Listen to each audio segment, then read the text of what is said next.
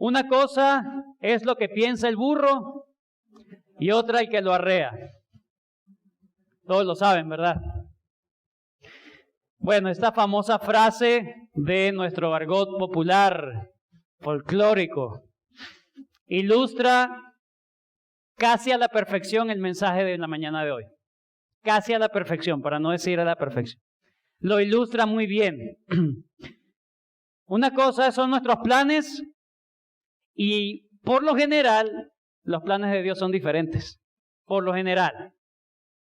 A veces los planes se dan, los que planificamos, y eso es hermoso, chévere, pero a veces no se da así. Hermanos, Dios no es un ser antropocéntrico. Él no vive para nosotros. Él no vive para nuestros deleites. Él no vive, de hecho, lamentablemente, muchos cristianos piensan que Dios es aquel ser cósmico que está tan interesado en nuestra felicidad, está tan interesado en nuestros intereses, tan interesado en nuestros deseos, en que se cumplan nuestras metas y nuestros planes. Buscamos a Dios simplemente para que me bendiga mis planes. La imagen que nos da las Escrituras de lo que es Dios no es antropocéntrico, sino que Dios es un ser completo, autosuficiente y totalmente teocéntrico. Él se ama a sí mismo. Nosotros nos amamos a nosotros mismos y es pecado. Él se ama a sí mismo y es perfección pura, porque Él es santo. Para Él lo más importante es su nombre, para Él lo más importante es sus planes, para Él lo más importante son sus deseos, su propósito, porque en nuestros propósitos nunca está glorificar a Dios. Siempre se nos recuerdan todos los domingos, ¿verdad? Pero en los propósitos de Dios siempre está glorificar su santo nombre. Isaías 48:11 dice el Señor: por mí, por amor de mí mismo, lo haré, para que no sea amancillado mi nombre, mi honra no lo daré a otro. Todas las cosas que ocurren, las que ocurrirán, todas las ha hecho y las está haciendo Dios por sí mismo, para Él mismo, para su deleite, para su nombre, para su gloria, para el honor de su nombre. Uno de los miedos más grandes que nosotros tenemos como seres humanos es pasar por el dolor y el sufrimiento. Todos nuestros planes siempre están haciendo precaución de, bueno, que no me pase esto malo. Esos son nuestros planes. No sufrir. Usted planifica sufrir, ¿verdad? No. No planificamos el sufrimiento, no planificamos aflicción, no planificamos dolor. Toda nuestra planificación se basa en nuestra felicidad y evitar el sufrimiento a toda costa. Si voy a viajar, reviso todas las partes del carro para que no me ocurra nada malo. Bueno, eso está bien, por supuesto. Pero eso es una señal de que no queremos sufrir. Pero el sufrimiento, como lo aprendimos en esta mañana, es parte integral del trato de Dios con la humanidad. Es parte integral. Los planes de Dios siempre, de alguna u otra manera, usan la aflicción. Una aflicción que por estar en un mundo caído siempre se va a tener. Siempre se va a tener. Es incuestionable, es inevitable. Pero el punto es que Dios usa esas aflicciones que inevitablemente van a llegar para el bien de su pueblo y para el nombre, para levantar su nombre. Eso es todo lo que Dios hace en su soberanía. Como dice John MacArthur, una lección que la historia enseña es la verdad paradójica de que la iglesia crece bajo persecución. La eficacia y la persecución, por lo general, van de la mano, ya que una iglesia eficaz es valiente. Y una iglesia valiente a menudo se fortalece por medio del sufrimiento. ¿Cómo podemos responder ante esta verdad? Siempre vamos a estar sufriendo en este mundo. No planificamos nada entonces. No, si ya igualito voy a sufrir, entonces, ¿para qué planifico? ¿Será esa la forma de responder? No planifico nada porque al final mis planes siempre Dios me los va a desbaratar. Si Él quiere me los desbarata porque Él es el soberano. ¿Cómo debemos pensar? Santiago capítulo 4, versículo 13. Santiago 4:13. Es una respuesta sabia a este dilema. Santiago capítulo 4, versículo 13. Vamos ahora, los que decís, hoy, mañana iremos a tal ciudad y estaremos allá un año y traficaremos y ganaremos. O sea, se planifica incluso los resultados. Cuando no sabéis lo que será mañana, porque ¿qué es vuestra vida? Ciertamente es neblina que se aparece por un poco de tiempo y luego se desvanece. En lugar de lo cual debierais decir, si el Señor quiere, viviremos y haremos esto o aquello. Pero ahora os jactáis en vuestras soberbias. Toda jactancia semejante es mala, y el que sabe hacer lo bueno y no lo hace, le es pecado. No debemos andar en jactancia, debemos sí ser precavidos, debemos planificar, pero también debemos ser humildes, debemos ser flexibles y debemos ser sensibles a los dictados de Dios, a lo que Dios quiere, cómo la providencia nos va guiando en todas las cosas, sabiendo que Dios es el soberano que está en control de todo lo que sucede. Pero no solamente sabemos que Dios está en control, sino que sabemos que Dios es bueno. Lo que Dios hace no es porque no le gusta vernos sufrir. No, Él no se deleita en vernos sufrir. Él usa el sufrimiento. Su deleite es conformarnos a la imagen de Cristo. Y eso es algo bueno para nosotros, porque Él es bueno. Todas las cosas redundan siempre para bien, tal como dijo Pablo en Romanos capítulo 8. Y sabemos que a los que aman a Dios, todas las cosas les ayudan a bien. Texto de la mañana de hoy, Hechos capítulo 19, versículos 21 al 41. Y allí, hermanos, el tema que voy a plantear o que se plantea en la palabra del Señor es precisamente los planes del hombre y los planes de Dios. Pablo planifica una cosa y Dios le planificó otra cosa. ¿Cómo es eso? Bueno, vamos a verlo. El texto que vamos a considerar en esta mañana nos muestra el asunto de que a veces los planes de nosotros no son los mismos planes de Dios. Pero todas las cosas siempre ayudan a bien y siempre será para mayor gloria de su nombre. Y en eso el Hijo de Dios se goza. No se frustra, es que todo es para ti, Señor, ¿no? Y yo, un poquito yo. No. Él lo acepta porque redundó para más gloria. Gracias, Señor. Si no hubiese ocurrido esto, tu nombre no hubiese sido más glorificado, el Evangelio no hubiese llegado a más. Bosquejo de la mañana de hoy. Muy sencillo. 2 cosas. Número 1. Versículos 21 al 22, vamos a ver los planes de Pablo planificados con Dios. Los planes de Pablo planificados con Dios. Y versículos 23 al 41, es la sección más larga, del 23 al 41, los planes, es que está bla, bla, bla, ¿verdad? Los planes de Pablo suspendidos por Dios. Los planes de Pablo y los mismos planes que él junto con Dios había planificado. Los planes de Pablo suspendidos por Dios. Vamos entonces allí. Versículos 21 al 22. Dice la palabra de Dios. Pasadas estas cosas, Pablo se propuso en espíritu ir a Jerusalén. Lo primero que hace Lucas, el escritor del libro de Hechos, es conectar los eventos anteriores con lo que va a decir ahora. ¿Qué sucedió anteriormente? Ya nosotros habíamos visto cómo el poder de Dios se sobrepuso, estuvo victoriosamente contra las fuerzas del mal, sin que Pablo lo supiera, sin que Pablo estuviese allí. Dios estaba haciendo la guerra espiritual, que le gustan a muchos. Dios se estaba encargando de eso.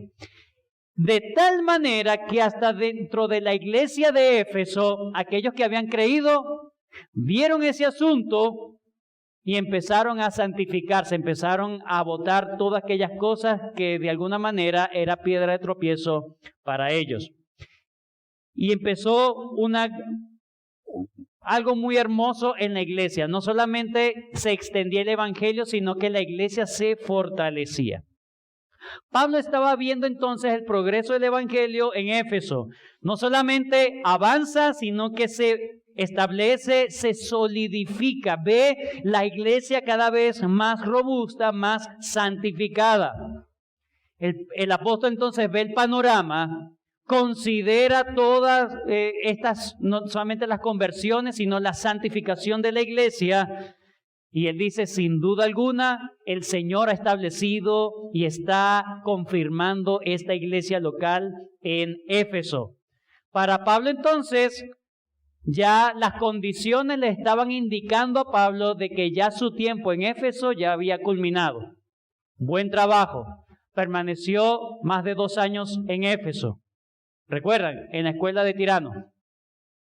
Y allí todas las cosas que Pablo hacía y que Dios hacía por medio de Pablo, Pablo estaba viendo, bueno, ya yo no tengo más nada que hacer acá.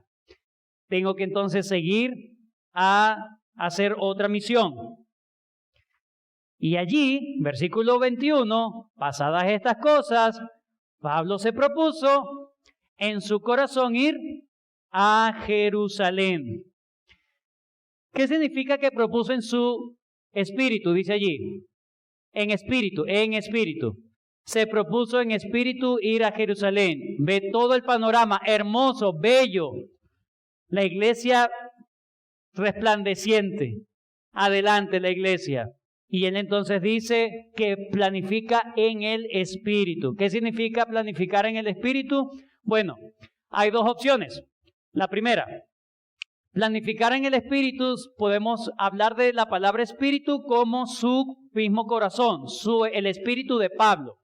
Si es el espíritu de Pablo, algunos pueden traducir como que, pasadas estas cosas, Pablo se propuso en su corazón.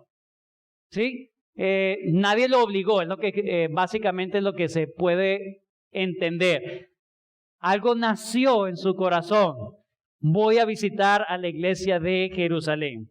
Pero si es que ese espíritu allí se refiere a Pablo, el espíritu de Pablo, entonces hay algunos inconvenientes. ¿Por qué? Porque Pablo en el versículo 21 dice, más adelante, miren, diciendo, después que haya estado allí, me será, subrayen lo que quieran subrayar, necesario. Entonces, ya lo ve como una necesidad. Ya no es un deseo de pasar por Roma. Dice, me es necesario pasar por Roma. Entonces podemos decir, bueno, entonces ya es un asunto personalista. Ya es un asunto de obstinación de él. No, es necesario. Yo no sé cómo voy a hacer, pero yo voy porque yo lo planifiqué. Y entonces todas las cosas que suceden que retrasó ese viaje de Pablo, entonces es Dios disciplinando a su siervo porque no, eso no es lo que yo quería. Y entonces le voltea todas las cosas. Si es el espíritu de Pablo, entonces podemos decir, bueno, Pablo se obstinó, me es necesario. ¿Quién le puso esa necesidad a Pablo?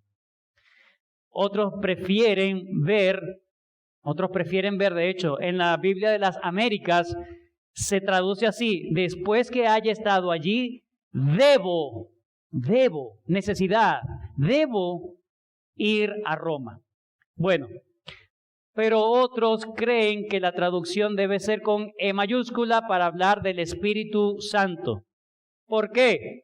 Bueno, 2 razones particulares. Número 1, el itinerario que hace Pablo acá sí se cumple. Sí se cumple. Él va hasta Macedonia, va hasta Acaya, va hasta Jerusalén y él llega a Roma. Así termina el libro de Hechos, él llega a Roma. Solamente que llega en condiciones no planificadas. Pero la ruta sí era la correcta. La ruta era lo que, es decir, todo lo que sucedió precisamente corrobora que sí era la voluntad de Dios, porque sucedió. Por eso es que no debemos lamentarnos tanto del pasado. Del pasado, hermanos, sí, debemos arrepentirnos y debemos aprender del pasado. Pero lamentarnos hoy es que si yo hubiese decidido aquello, no hubiese pasado esto y esto que me está pasando ahora. Ya va. Sí, no vuelvas a decidirlo así. Pero esa decisión estuvo dentro del marco de la guía de Dios. Y si sucedieron las cosas así, es porque Dios quería que eso fuera así. Haber decidido otra cosa era imposible. Era imposible. Entonces no te afanes a las imposibilidades de un pasado que nunca iba a ocurrir. No estamos en el multiverso. ¿Sí? Si yo hubiese decidido aquello, ¿verdad? No. Deja eso allá. ¿Por qué me casé con este? ¿Por qué me casé con...? No, es que el Señor quería a mi... No, el Señor no es malo. No es malo, no se equivocó el Señor. No es así. Todas esas cosas estaban dentro del control de Dios.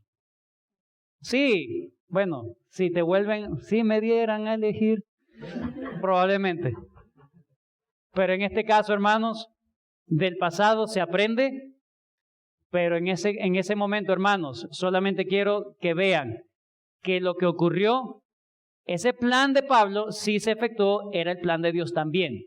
El punto es el tiempo de Dios. El punto es el tiempo de Dios. Y en segundo lugar, la segunda razón de por qué es el Espíritu Santo es porque Lucas, por lo general, para hablar del espíritu de una persona, siempre le antepone la palabra un posesivo.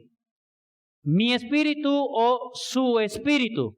En este caso, se propuso no en su espíritu, ni en el espíritu, sino en espíritu.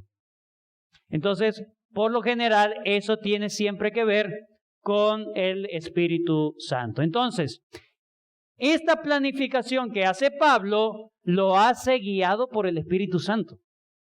Pablo está haciendo una planificación lleno del Espíritu Santo, guiado por el Espíritu Santo, era parte de lo que el Espíritu Santo quería hacer con él. Además, esto se confirma en Hechos capítulo 23, versículo 11. Hechos 23, 11. Pablo está naufragando camino a Roma. Eso lo vamos a ver después. Y dice, a la noche siguiente se le presentó el Señor y le dijo, ten ánimo, Pablo, pues como has testificado de mí en Jerusalén, así es. La misma palabra de Pablo diciendo, me es necesario. Así es necesario que testifiques también en Roma. Era parte de la voluntad de Dios. Para terminar esta parte, solamente quiero que vean lo siguiente. ¿Qué es lo que Pablo quería hacer en ese viaje? Recuerden, él está planificando ir a San Macedonia. ¿Qué iglesias estaban en Macedonia? Tesalónica, Filipos y Berea. Y también quería ir a Acaya. ¿Qué iglesia estaba en la provincia de Acaya? Corinto. ¿Qué? Corinto. Entonces, ¿por qué él quiere volver a esas iglesias y luego ir a Jerusalén? ¿No era más cómodo de Éfeso llegar a Jerusalén por tierra? No, él tenía que ir hacia el otro lado, hacer una gira y luego llegar a Jerusalén. ¿Qué estaba pensando Pablo hacer realmente? Porque muchos podríamos suponer, bueno, él quiere confirmar, como decía, por ejemplo, en Hechos capítulo 14, versículos 21 al 22, que Pablo volvía a recorrer las ciudades para confirmar a los discípulos. O en Hechos 15:36 también confirmar a los discípulos. O en Hechos 22:23, cuando dice Hechos 18, 22 y 23, habiendo arribado a Cesarea, subió para saludar a la iglesia y luego descendió a Antioquía, y después de estar allí por algún tiempo salió recorriendo por orden la región de Galacia y Frigia, confirmando a los discípulos. Entonces, por lo general siempre Pablo quería, bueno, voy otra vez a esas regiones a confirmar. Pero si su meta era Jerusalén, ¿por qué se tiene que ir para el otro lado? Hermanos, el propósito de Pablo era hacer una colecta económica en esas iglesias para darle ayuda económica a los pobres de los hermanos en Jerusalén. Romanos capítulo 15. Romanos 15. El texto no lo dice, pero otras cartas sí nos lo dicen. Romanos 15. Recuerden que Pablo está diciendo, voy para Macedonia, voy para Acaya, luego voy a Jerusalén, entrego el donativo, entrego la ofrenda y luego voy para Roma. Romanos 15, versículo 22. Romanos 15, 22. Por esta causa me he visto impedido muchas veces de ir a vosotros, pero ahora, no teniendo más campo en estas regiones, ¿dónde cree usted que estaba allí? Ya no tenía más campo. ¿Qué había alcanzado Pablo en la escuela de Tirano? Toda Asia. Éfeso. Allí. Ya no teniendo más campo en estas regiones, lo que estoy diciendo es que esta carta está en este contexto, ¿ok? De Pablo queriendo ir a Roma. Y desde hace muchos años ir a vosotros. Cuando vaya a España. A España, sí, la misma España que hoy conocemos. Iré a vosotros, porque espero veros al pasar y ser encaminado allá por vosotros, una vez que haya gozado con vosotros. Mas ahora voy ¿a dónde? A Jerusalén, a ministrar a los santos. ¿Cuál es la ministración? El servicio. Versículo 26. Porque Macedonia y Acaya tuvieron a ver hacer una ofrenda para los pobres que hay entre los santos que están en Jerusalén, pues les pareció bueno y son deudores a ellos, porque si los gentiles han sido hechos participantes de sus bienes espirituales, deben también ellos ministrarles de los materiales. Así que cuando haya concluido esto, ese itinerario que estamos viendo en Hechos 19, cuando haya concluido esto y les haya entregado este fruto, esta ofrenda, pasaré entre vosotros rumbo a España. Y sé que cuando vaya a vosotros llegaré con abundancia de la bendición del Evangelio de Cristo. Sí, él terminó llegando. Y ya vamos a ver cómo terminó llegando. Bien, entonces Pablo está planificando algo muy hermoso, hermanos, muy bello. Su plan era en términos de misericordia. Sabía de la situación económica de los hermanos en Jerusalén. Estaban empobrecidos. Entonces ya estaba viendo que ya Éfeso estaba bien solidificado. Entonces ahora su propósito no es ir a confirmar a los discípulos en Macedonia y Acaya, sino a buscar dinero. A buscar ofrendas para él llevarlos hasta Jerusalén y ministrar a sus hermanos en Jerusalén y luego ir a emprender su viaje hacia Roma y hacia España. Ese es el itinerario, es un plan hermoso, es un plan muy loable. Hay no solamente un plan hermoso en cuanto a términos de misericordia, sino también en cuanto a términos de ayudar a los hermanos que tenían más posibilidades económicas para ayudar a los menos desposeídos. A los más desposeídos. Todo parecía bien. Parecía entonces acorde a la voluntad de Dios. Sin embargo, el plan de Dios, aunque también era esa, Él también le retrasó el viaje. Vamos a verlo allí, 1 Corintios capítulo 16.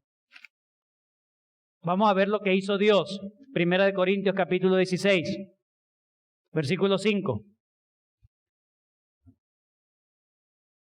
1 Corintios 16, 5. Pablo le envía esta carta a los hermanos en Corinto, Acaya. Recuerden que en Hechos capítulo 19, versículo 22, dice que él envía a Timoteo y a Erasto. Esta es la carta que él envía en ese momento. Versículo 5. Iré a vosotros cuando haya pasado por Macedonia. Primero en la parte norte. Pues por Macedonia tengo que pasar. Y podrá ser que me quede con vosotros o aún pase el invierno para que vosotros, me encaminéis a donde haya de ir. Pues no quiero veros ahora de paso, pues espero estar con vosotros algún tiempo, si el Señor lo permite. Él estaba viviendo algo. Versículo 8. Pero estaré ¿en dónde? Seguiré estando en Éfeso. Seguiré estando en Éfeso hasta Pentecostés. Esta es la razón. Porque me ha abierto puerta grande y eficaz, y muchos son los adversarios. ¿Cuáles eran esos adversarios? ¿Cuál era esa problemática que estaba viviendo Pablo, que le retrasó su viaje hacia Macedonia y Acaya o Corinto? Eso es lo que nos dicen los versículos capítulo 19, versículos 23 en adelante. Versículo 22. Y enviando a Macedonia a dos de los que le ayudaban, Timoteo y Erasto, él se quedó por algún tiempo en Asia. Versículo 23, la razón de por qué él tuvo que quedarse un tiempo allí en Éfeso. ¿Por qué se tuvo que quedar? ¿Y por qué en 1 Corintios dice, me tengo que quedar en Éfeso hasta el Pentecostés? Porque sí, hay mucha puerta abierta, pero hay muchos adversarios. Esto es una de las cosas de por qué él tuvo que retrasar su viaje hacia Macedonia, hacia Acaya, hacia Jerusalén y hacia Roma. Versículo 23. Note la progresión de la escritura. Versículo 22 y 23. Y enviando a Macedonia dos de los que le ayudaban, Timoteo y Erasto, él se quedó por algún tiempo en Asia. Versículo 23. Hubo por aquel tiempo, en ese tiempo en que él permaneció en Asia, hubo por aquel tiempo un disturbio no pequeño acerca del camino. Entonces, él había planificado algo y ahora vamos a ver cómo Dios le suspende sus planes. Planes bien, correctos, pero Dios se los suspende porque Dios necesita hacer algo. Allí en Éfeso. Versículo 23 en adelante nos habla Lucas de que hubo un disturbio no pequeño. Esa palabra no pequeño significa muy grande. O sea, no se imagine unas protestas dispersas, no. Fue algo de proporciones muy significativas en la ciudad. Y eso es lo que nos va a narrar a partir del versículo 24 hasta el 41. ¿Cómo se divide esa parte del 24 al 41? Bueno, en primer lugar, Lucas nos va a hablar del origen de ese disturbio. El origen del disturbio, el origen del alboroto. ¿Qué pasó? ¿Por qué se hizo esto? El disturbio, el origen del disturbio, versículos 24 al 27. Luego vamos a ver los sucesos del disturbio o los sucesos del alboroto, versículos 28 al 34. Y por último, vamos a ver la mitigación del disturbio. Origen, los sucesos y cómo se apaciguó, cómo se mitigó ese alboroto en Éfeso. Vamos a ver entonces la primera parte, el origen. ¿Cómo empezó todo? ¿De dónde se originó ese gran disturbio, esos grandes adversarios, esas grandes amenazas para este plan hermoso que tenía Pablo de ayudar a sus hermanos pobres en Jerusalén? Versículo 24. ¿Por qué? Ahí está la razón. Porque un platero, ¿ve qué más lo sé platero, hermano? Eso no debe ser platero.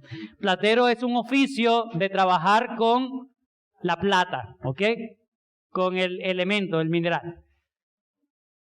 Hubo un platero llamado Demetrio, que hacía de plata templecillos de Diana. ¿Qué es esa Diana? Es la misma Artemisa, ¿ok? Diana es el nombre en latín o el nombre romano para la diosa Artemisa. Y recuerden que el templo de Artemisa es una de las 7 maravillas del mundo antiguo. Eso traía visitantes y turismo religioso de todas partes del mundo.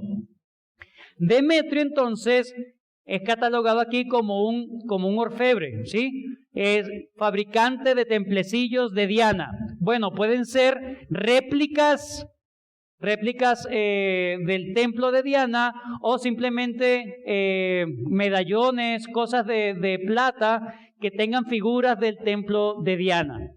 Como sea. Aquí dice 25, a los cuales reunidos con los obreros del mismo oficio dijo, él tiene la potestad de reunirlos. Significa que Demetrio no era cualquier orfebre, era el jefe. Era el jefe sindical, por así decirlo. ¿Sí? Este instigador a la revuelta social era un jefe del gremio de los plateros.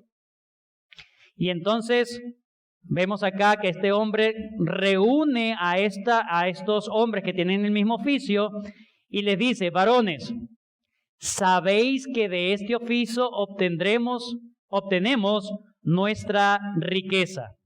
Pero veis y oís que este Pablo lo identificaba. Note eso. Que este Pablo, no solamente en Éfeso, sino en casi toda Asia, ha apartado a muchas gentes, con persuasión, diciendo que no son dioses los que se hacen con las manos. Ese hombre, ¿cómo va a decir esa monstruosidad? Lo que yo hago con mis manos no es un dios. Impresionante. Así era la ceguera espiritual que ellos tenían. Y entonces, ahí vemos cuál era la motivación de Demetrio. ¿Cuál era, hermanos? ¿Cómo? Era platero.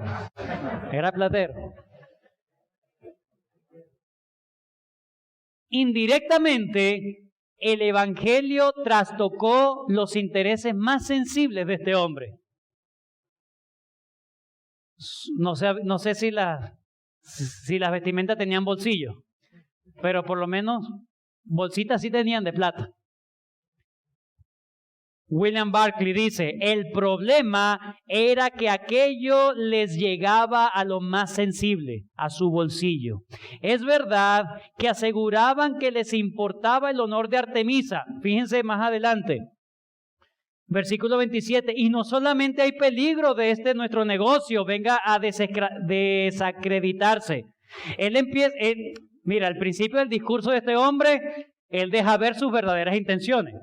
Están cuidando su trabajo, su negocio. Pero dice, no, pero esto es lo de menos. Eso es no. Ustedes saben que yo sé vivir en pobreza. Esto es lo de menos. Aquí lo más importante es el nombre de nuestra diosa. Ahí apeló al orgullo nacional. Sino también que el templo de la gran diosa Diana sea estimado en nada y comience a ser destruida la majestad de aquella a quien venera toda Asia y el mundo entero. Cuando escucharon eso, no solamente su dinero, sino también la reputación, la veneración de su diosa. Dice, se iba a desacreditar no solamente el templo, sino también destruida la majestad de Diana. Y esa era la diosa que ellos adoraban. Una diosa que se podía destruir, que su templo podía desacreditarse. Un templo despreciado y la gloria destruida era el gran peligro que se tenía si la gente no adoraba a la diosa Artemisa, a la diosa Diana. Pero qué diosa tan chimba, tan mala. Si no hay gente que la venera, no tiene gloria. Y ellos no veían eso. Se le estaba diciendo la verdad. Sí, esa belleza, esa gloria se la dan ustedes, pero no tiene gloria en sí mismo. Ese es diferente al verdadero Dios. Diferente al verdadero y único Dios. Hechos 17:24. Hechos 17:24. Este es Pablo hablando en Atenas y les dice a los filósofos atenienses: el Dios que hizo el mundo y todas las cosas que en él hay, siendo Señor del cielo y de la tierra, no habita en templos hechos por manos humanas. Seguramente esto también lo dijo Pablo en Éfeso. Versículo 25, ni es honrado por manos de hombre, como si necesitase de algo, pues Él es quien da a todos vida y aliento y a todas las cosas. Él no necesita que tú vengas a la iglesia. Él no necesita que tú leas la Biblia. Él no necesita tu oración para Él ser pleno y glorioso eternamente y por siempre. No lo necesita. No voy a leer la Biblia, estoy brava con Dios. Ay, algo le va a pasar a Dios. Se va a caer del trono. Nada. Su gloria no se deriva de nosotros. Nuestra vida se deriva de Él. Él es la fuente. Por esta pobre Artemisa, que no existía, por cierto, los hombres la hacen grande. Y si los hombres no la hacen grande, no existe. Es decir, Demetrio estaba diciendo la verdad. Estaba diciendo la verdad. Estaba en peligro realmente la majestad de ella. Demetrio no solamente dice la verdad, sino que es astuto para manipular a las masas. Él deja de ponerse su negocio, sus intereses personales y lo camufla simplemente para que se vea un asunto de interés nacional, de interés religioso. Tan cegados estaban estas personas que no se dieron cuenta de que su diosa no era nada sin ellos. No era nada sin ellos. Bueno, Demetrio convence a estas personas y los instiga a rebelarse y protestar. Versículo 28. Cuando oyeron estas cosas, se llenaron de ira y gritaron diciendo: grande es Diana de los Efesios. Y la ciudad se llenó de confusión y a una se lanzaron al teatro, arrebatando a Gayo y Aristarco, macedonios, compañeros de Pablo. Entonces empieza el alboroto. Versículo 28, empieza el alboroto, el disturbio en la ciudad. Empieza esta gente a exacerbarse sus emociones por lo que dijo Demetrio. Miren lo que hace un hombre por sus intereses. Logra manipular a otros para que peleen por él. Ahí vemos un contraste entre Pablo y Demetrio. Un solo hombre con la fuerza y la ayuda de Dios haciendo que el evangelio corra. Y un solo hombre haciendo que muchas personas, manipulando a muchas personas para que hagan sus propios intereses. Yo no puedo hacer nada en el reino de Dios. Sí puedes. Sí puedes. Necesitas que te humilles y que sea el Señor obrando por medio de ti. Pero vemos entonces el alboroto en Éfeso. Empieza allí las emociones, proporciones muy significativas, un alboroto inmenso, una histeria colectiva. Mire, la histeria era tan grande que en el versículo 32 había gente en que se unía y no sabía por qué se estaban uniendo. Pero, versículo 32, unos pues gritaban una cosa y otros otra, porque la concurrencia estaba confusa y los demás no sabían por qué se habían reunido, pero estaban ahí. No importa lo que... Vamos, abajo, arriba, no importa, vamos a protestar. Confusión, histeria, nadie sabía el por qué, pero finalmente movieron en las masas. Hermanos, el objetivo era Pablo.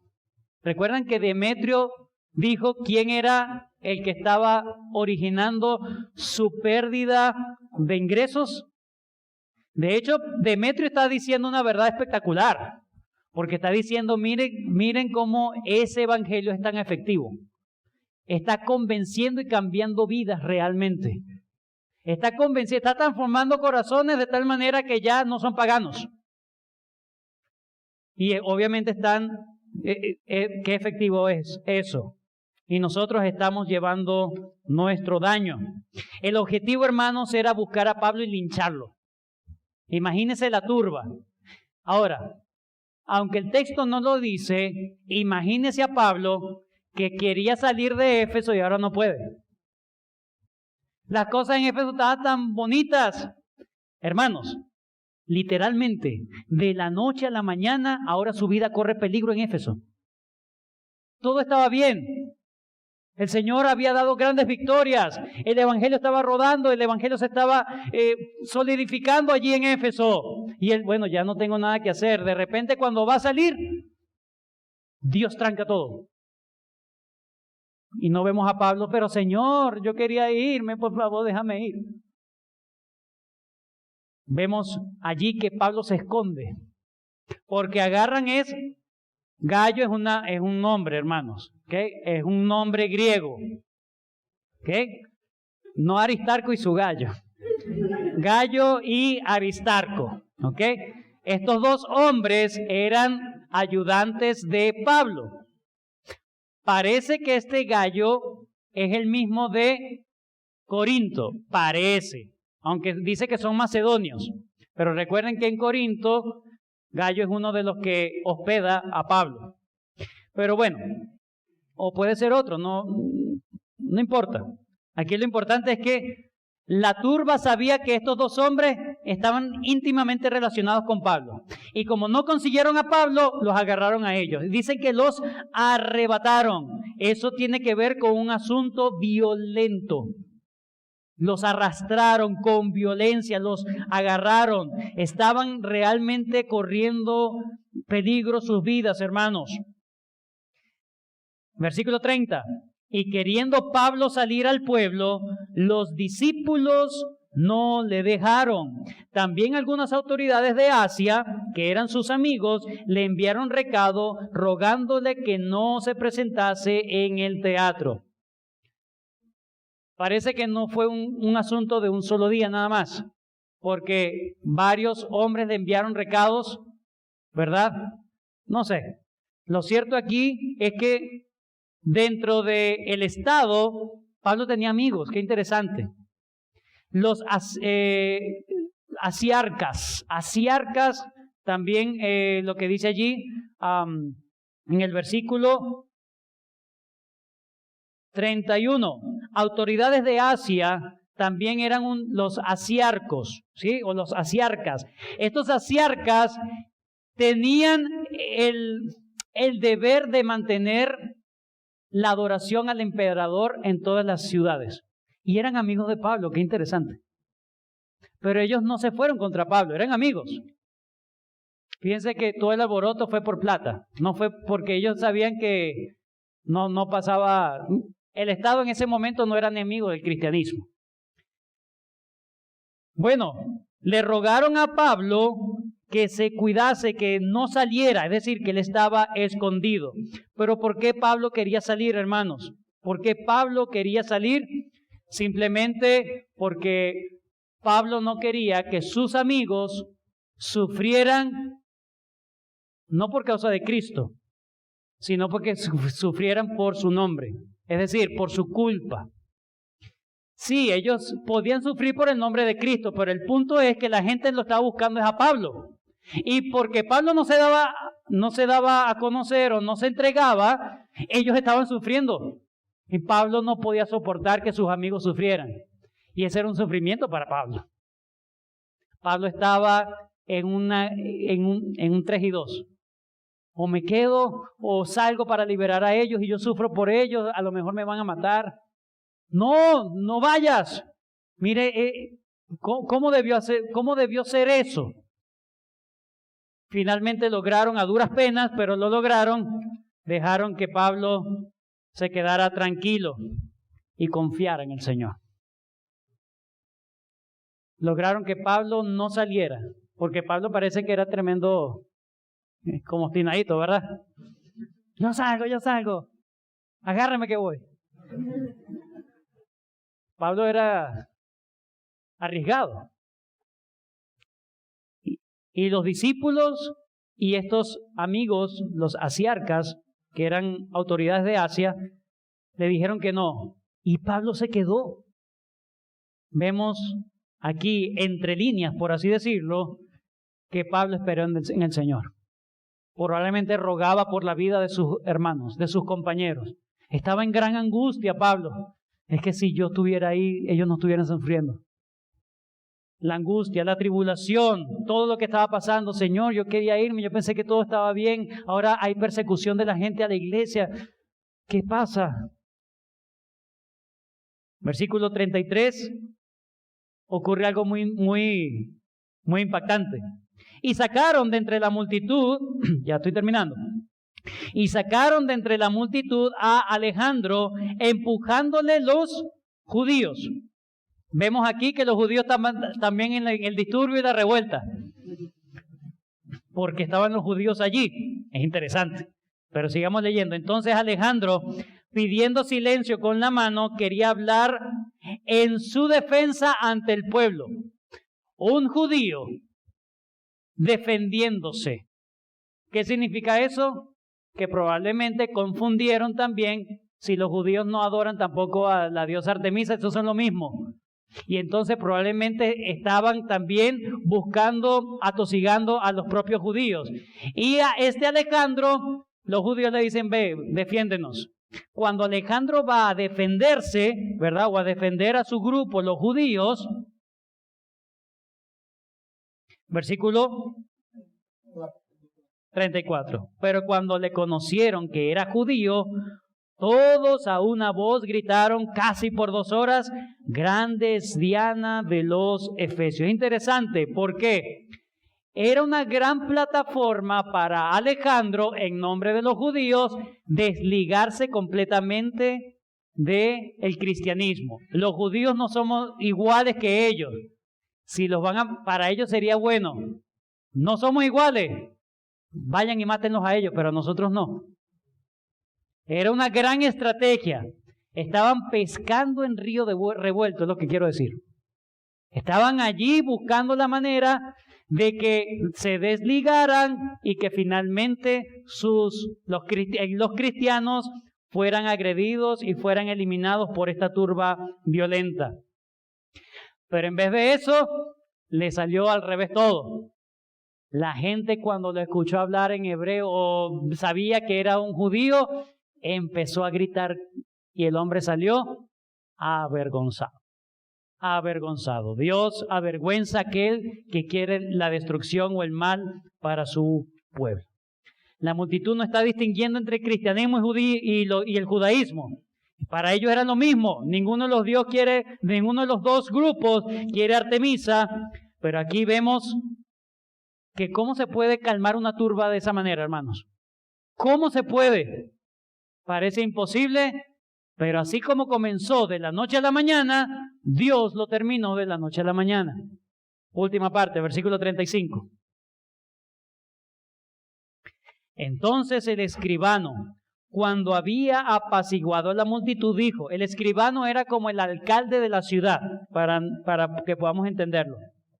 Varones efesios, ¿y quién es el hombre que no sabe que la ciudad de los Efesios es guardiana del templo de la gran diosa y de la imagen venida de Júpiter?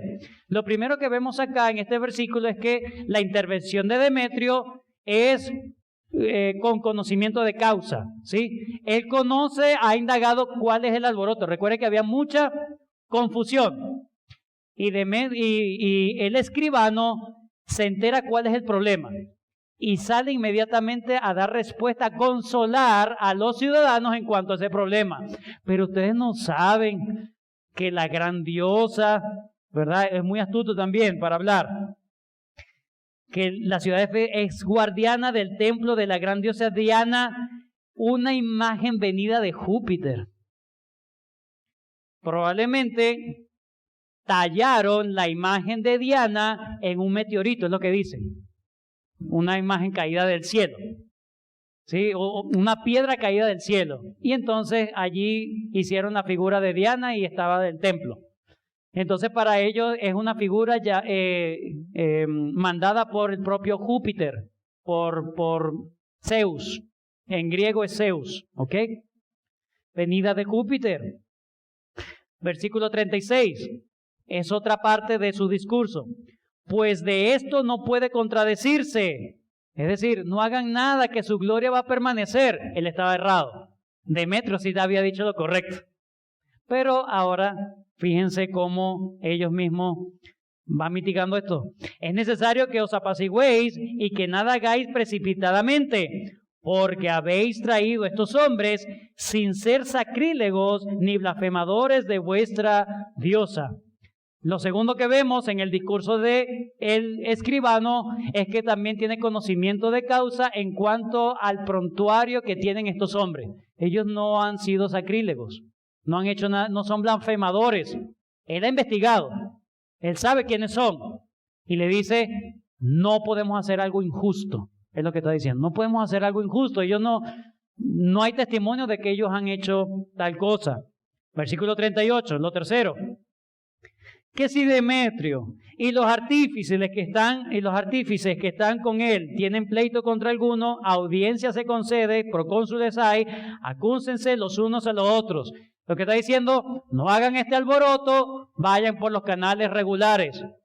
¿Cuál era el peligro real y lo que realmente motivó al escribano a hablar esto? ¿Cuál era el motivo real? Versículo 39. Y si demandáis otra cosa en legítima asamblea se puede decidir, porque peligro hay de que seamos acusados de sedición por esto de hoy. El peligro realmente que estaba viendo el escribano es que la ciudad de Éfeso perdiera los privilegios que tenían de una región independiente dentro del Imperio Romano. Es decir, vamos a tener la intervención, ellos...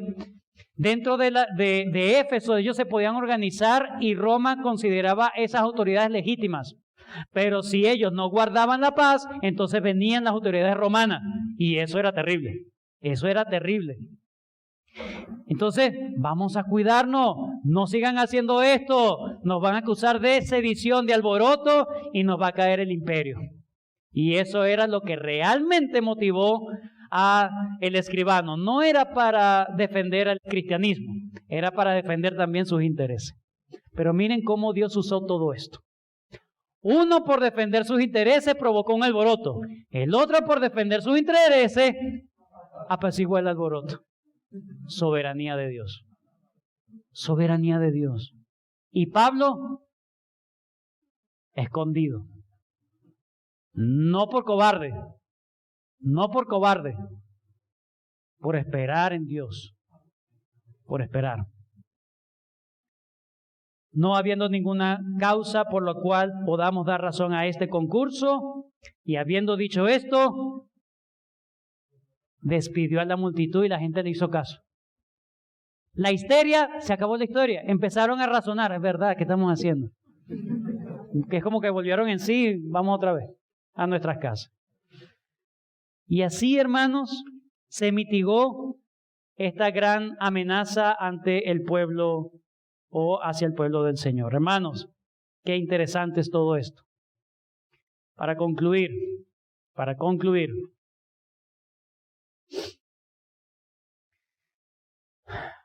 toda esta situación, hermanos, en Éfeso le indicó a Pablo que todavía faltaba algo por hacer para que él no tenga que estar en Éfeso, sino que la iglesia en Éfeso podía estar saludable, podía estar tranquila.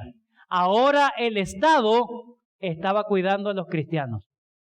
Ahora Pablo, ahora sí está todo en orden.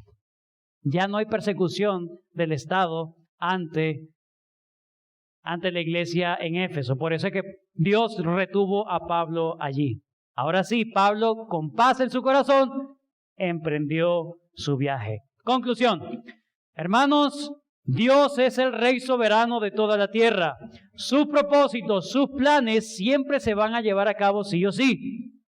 Todos sus propósitos tienen que ver con su gloria, con su honor y con el bien de su pueblo.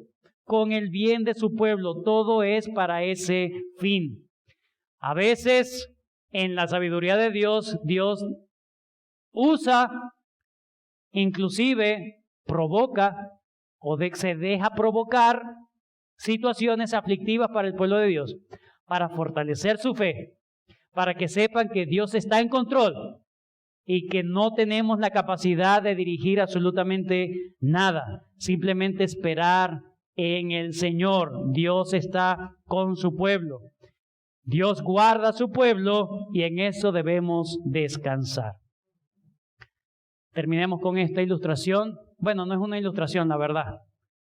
Es lo que va a ocurrir cuando venga el Hijo de Dios. Apocalipsis capítulo 20. Apocalipsis 20.